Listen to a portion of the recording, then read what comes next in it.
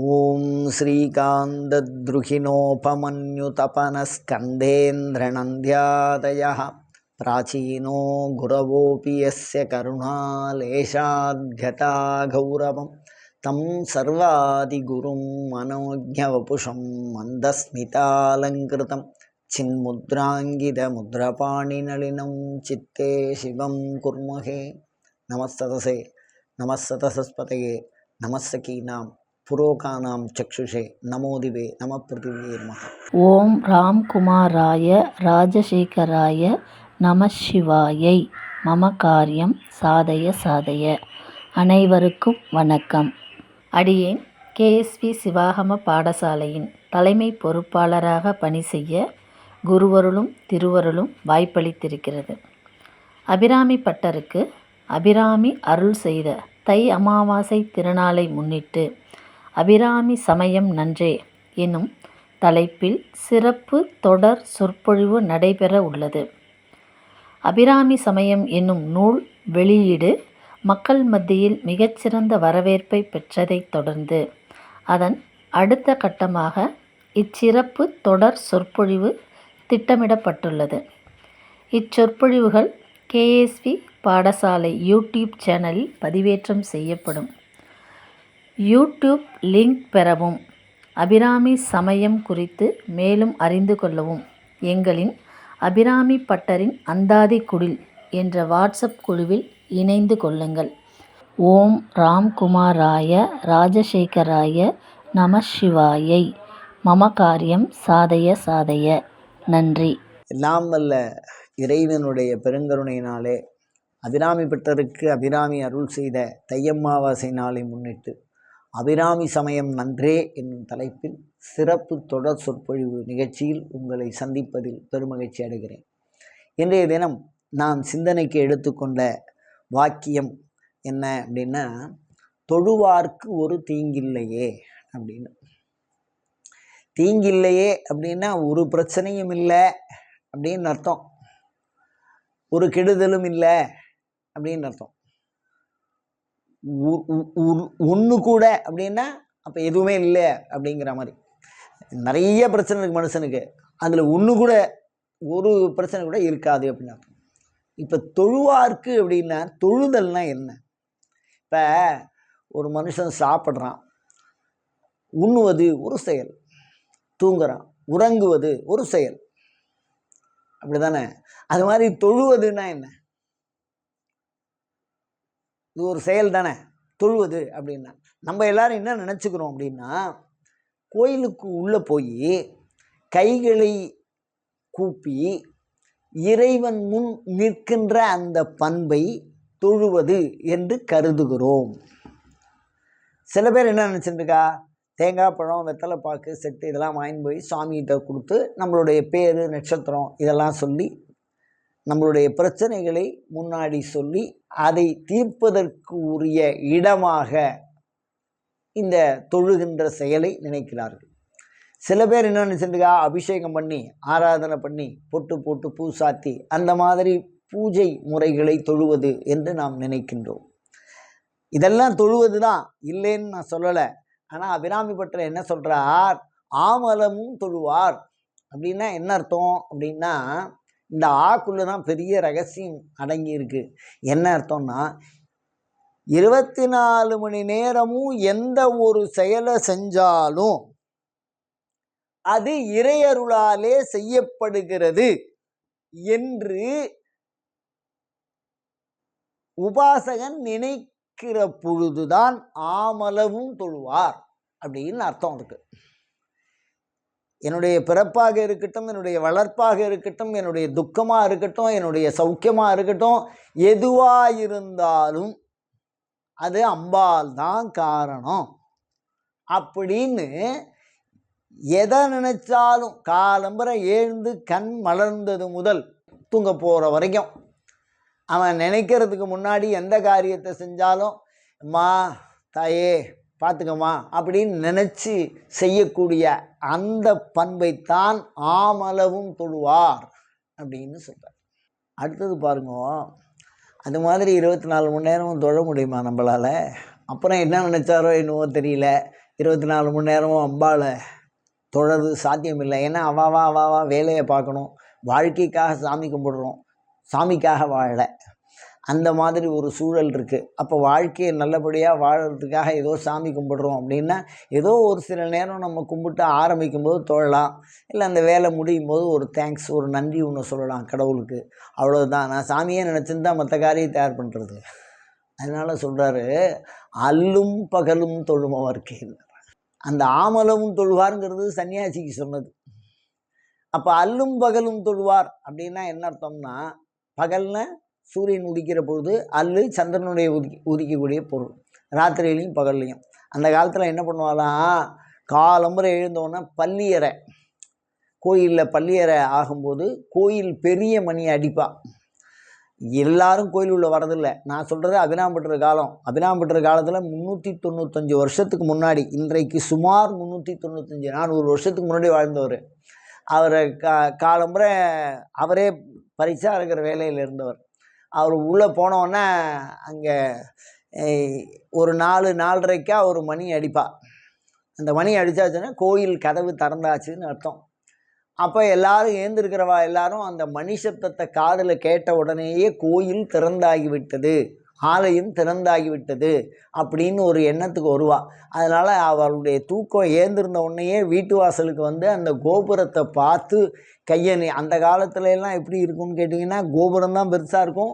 நமக்கு இந்த காலத்தில் இருக்க மாதிரி வீடு மறைக்காத, ஒரு 3 கிலோமீட்டர் 4 கிலோமீட்டருக்கு முன்னாடியிலேருந்து பார்த்தா கூட அந்த கோயில் தெளிவாக தெரியும். கோயில் கோபுரங்களை வைத்து திசை அறிந்த பண்புகளும் உண்டு. அவ்வளவு உயர்ந்ததாக இருக்கும் ராஜகோபுரம். அந்த மாதிரி எல்லோரும் தூரத்தில் இருந்தபடியே காலையில் தொழுவா. அதே மாதிரி அவா வேலையை பார்ப்பா. தச்சு வேலை பார்க்குறவா தச்சு வேலை பார்ப்பா, உழவு பண்ணுறவா உழவு பண்ணுவா. அவளுக்கு என்னென்ன உத்தியோகம் இருக்கோ அதை பண்ணுவா. எல்லாரும் முடிச்சுன்னு திருப்பி படுக்க போகும்போது சாயந்தரம் ராத்திரி பள்ளியறைன்னு ஒன்று நடக்கும். அந்த பள்ளியறை முடித்தோன்னா ஒரு மணி அடிப்பா. இந்த மணிக்கு வித்தியாசம் இருக்குது. காலம்பர பள்ளியறை மணி வேற, ராத்திரி பள்ளியறை மணி வேற, ஆலய மணி, அதாவது மேலே பெரிய மணி, அது ஐயர் அடிக்கிற சின்ன மணி இல்லை. அந்த பெரிய மணியை அடித்தால் கோயில் சாத்திட்டாங்க, கோயில் பள்ளியறை ஆயிடுத்து அப்படின்னு, கோயில் மூடப்பட்டது அப்படின்னு ஒவ்வொரு பக்தனும் தான் உறங்க செல்லுவது போது அந்த மணியை கேட்டால் அவன் தூங்க போயிடுவான். அப்போது இறை நினைவில் ஆரம்பித்து இறை நினைவில் முடிக்கிறார்கள். மற்றபடி எல்லா விஷயத்தையும் அவனே பண்ணிக்கிறான். அதனால் சொல்லுவார், அல்லும் பகலும் தொழுமவர்க்கே. 24 மணி நேரம் சாமி கும்பிடுவா சன்னியாசி. காலம்பரை ஒரு தடவை, ராத்திரி படுக்க போகும்போது ஒரு தடவை சாமி கும்பிடுறவா இல்லறத்தார்கள் மற்ற வேலையை செய்யணும். அதுக்கு அடுத்தது பாருங்கோ, துணையும் தொழும் தெய்வம்னு சொல்கிறார். தொழுதல்ங்கிற வார்த்தையை ரொம்ப அழகாக சொல்கிறார் பாருங்கோ. எப்போவாவது எங்கேயாவது நமக்கு ஒரு பயம் வரும். அந்த பயம் இரவு அச்சம், ராத்திரியில் பயமாக இருக்கும் அப்படின்னு சொல்லலாம். இறப்பச்சம், அடுத்தவர்கள் மரணத்தை குறித்த ஒரு பயம், அது எல்லாருக்குமே இருக்குது. அதுக்கு அடுத்தது பார்த்திங்கன்னா, எதிர்காலம் இப்படி இருக்கே, என்ன செய்ய போகிறோம், ஒரு நல்ல செயலை ஆரம்பிக்க போகிறோம், அது தப்பு இல்லாத முடியணும் அப்படிங்கிற போது ஒரு சிறு பயம் மனிதனுக்கு தோன்றும். அப்படி பயம் தோன்றுகிற பொழுதெல்லாம் என் உடன் இருந்து உதவு அப்படின்னு எந்த இடத்துல உள்ளம் அஞ்சுகிறதோ, எந்த இடத்தில் நீ மேலும் செம்மைப்பட நினைக்கிறாயோ அந்த இடத்துல கடவுளை ஒரு நொடி நினைச்சுக்கோன்னு சொல்றாரு. அதனாலதான் துணையும் தொழும் தெய்வம்னார். அந்த இடத்துல ஒரு தொழுதல் போட்டார். எந்த காரியம் எப்போ பண்ணினாலும் சரி, அது நல்லபடியா முடியணும். நம்ம நினைச்சு செய்யற காரியம், அதனுடைய பலன் நாம் என்ன நினைச்சோமோ அது வரணும். ஓடும் நினைச்சு குதிரையில கட்டுவான், அது படுத்துக்கும். ஓட மாட்டான்னு நினைச்சு சிட்பனில் கட்டுவான், ஓடி போயிடுவான். நான் வேற எந்த நோக்கத்திலையும் சொல்லலை.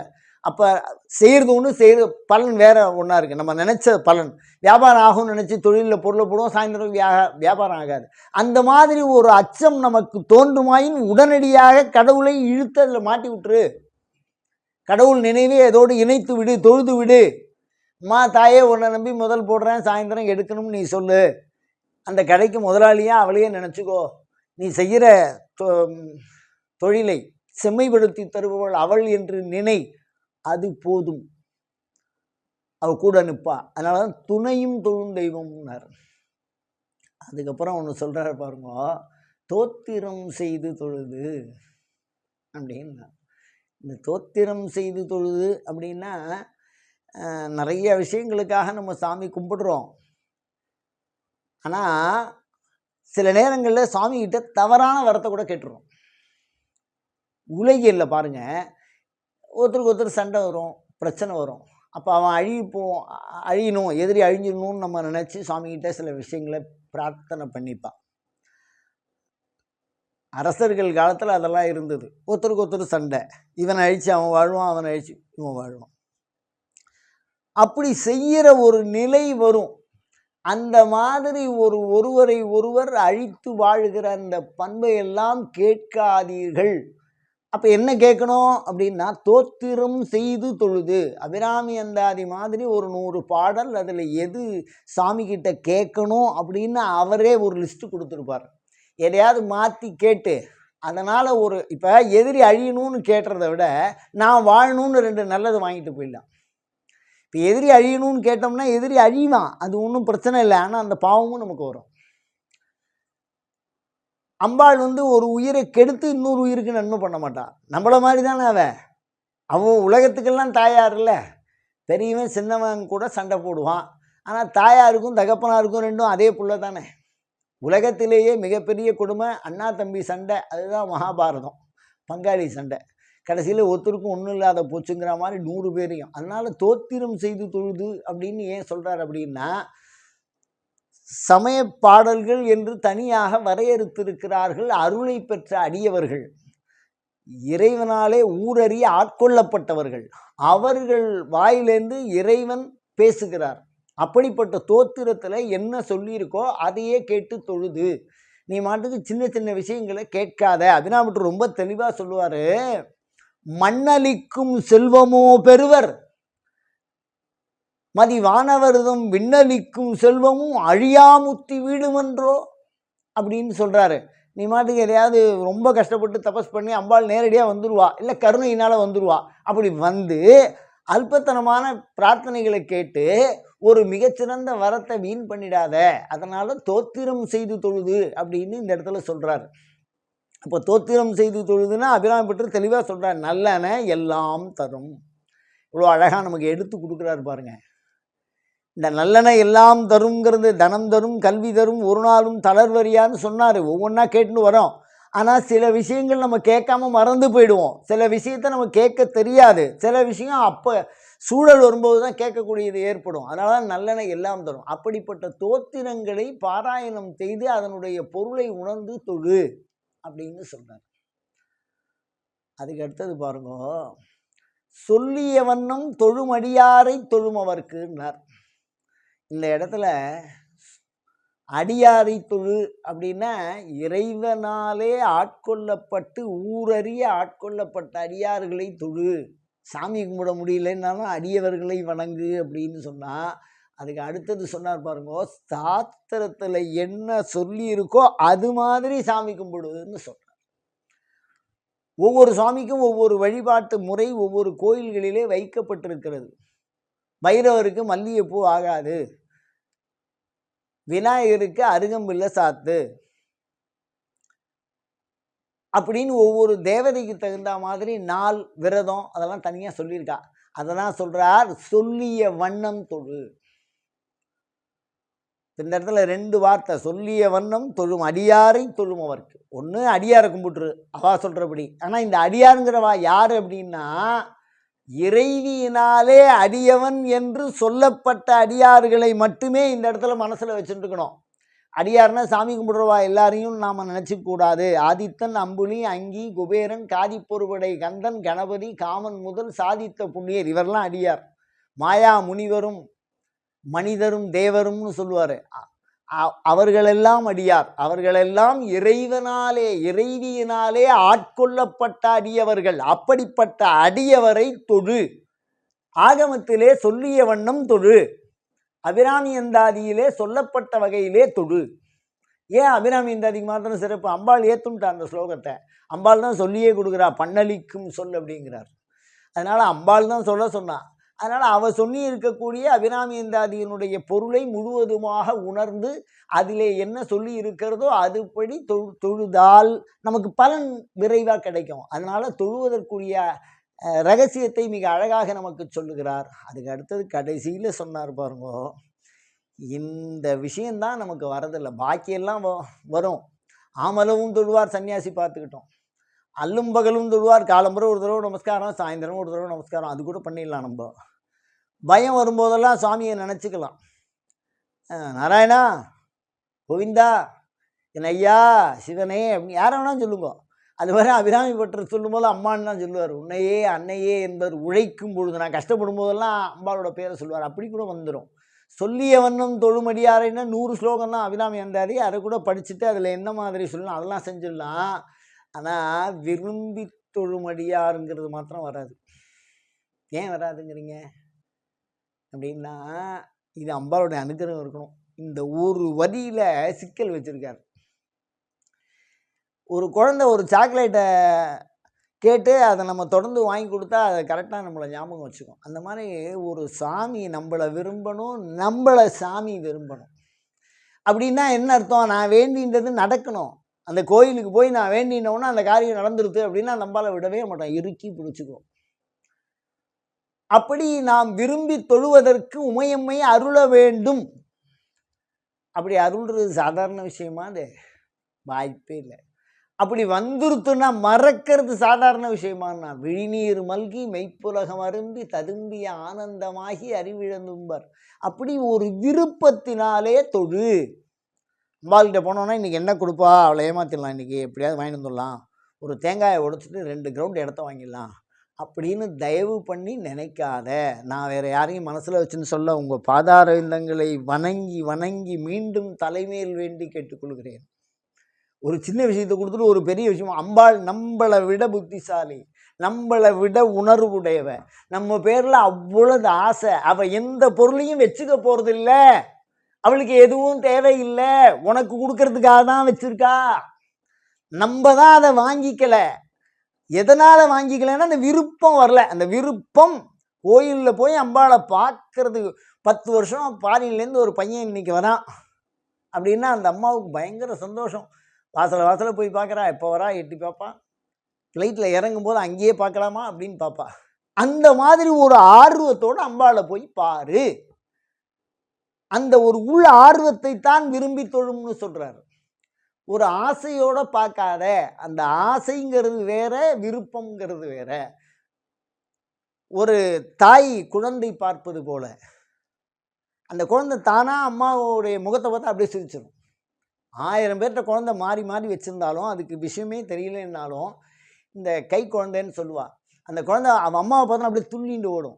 அந்த மாதிரி ஒரு விரும்பி தொழு, அதுதான் ரகசியம். அப்படி விரும்பி தொழுவதற்கு அம்பாள் விரும்பும் வகையில் நமக்கு அனுகிரகம் பண்ணணும். அந்த அனுகிரகத்தை கேட்டு தொழு, அதுதான் ரகசியம்.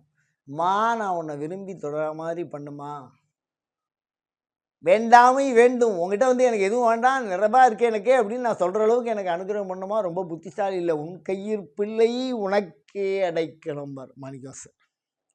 உன் கையில் இருக்கிற குழந்த மாதிரிமா, நீ கீழே விட்டுருன்னு அந்த குழந்தை சொல்லுமா, இடுப்பில் இருக்கிற குழந்தை என்னை விட்டுறாதே அம்மாட்ட சொல்லுமான்னு. எல்லா விஷயமும் உங்ககிட்ட இருக்குது. ஆனால் அம்பாள் அதை புரிய வைக்கணும், நம்மளை விரும்ப வைக்கணும். அந்த ஒரு நொடி தான். அது மாதிரி என்னை நீ விரும்ப மாட்டியா, இந்த கண்ணு என்னை பார்க்காதா அப்படின்னு ஒரு ஏக்கம் இருக்கணும். அந்த ஏக்கம் வந்துருத்தான் அம்பாள் முன்னாடி வந்துடுவான்.